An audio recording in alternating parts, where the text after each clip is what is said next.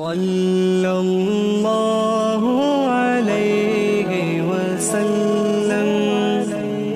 بسم اللہ الرحمن الرحیم۔ پیارے باپ، جب بھی کبھی محبت کا نام آئے تو تاج محل کو محبت کی علامت کہا جاتا ہے، لیکن آج کی اس ویڈیو میں ایک ایسا واقعہ بیان کریں گے کہ آپ بغیر سبحان اللہ کہے نہیں رہ سکیں گے۔ ترکوں نے جب مسجد نبوی صلی اللہ علیہ وآلہ وسلم کی تعمیر کا ارادہ کیا تو انہوں نے اپنے وسیع و عریض ریاست میں اعلان کیا کہ انہیں عمارت سازی سے متعلق فنون کے ماہرین درکار تھے۔ اعلان کرنے کی دیر تھی کہ ہر علم کے مانے ہوئے لوگوں نے اپنی خدمات پیش کیں۔ سلطان کے حکم سے استنبول کے باہر ایک شہر بسایا گیا، جس میں اطراف عالم سے آنے والے ان ماہرین کو الگ الگ محلوں میں بسایا گیا۔ اس کے بعد عقیدت اور حیرت کا ایسا باب شروع ہوا جس کی نظیر مشکل ہے۔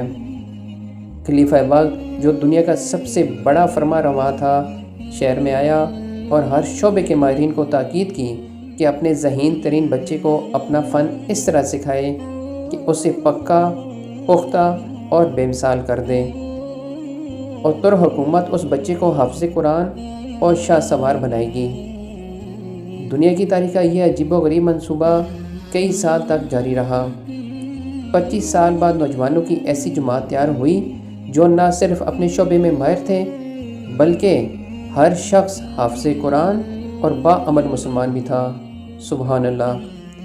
یہ ایک اندازے کے مطابق تقریباً 500 تھے۔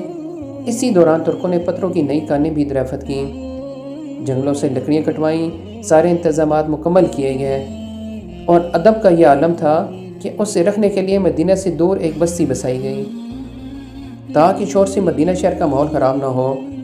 نبی کریم صلی اللہ علیہ وآلہ وسلم کے ادب کا یہ عالم تھا کہ اگر کسی پتھر میں ترمیم کی ضرورت پڑتی تو اسے واپس اسی شہر میں بھیجا جاتا۔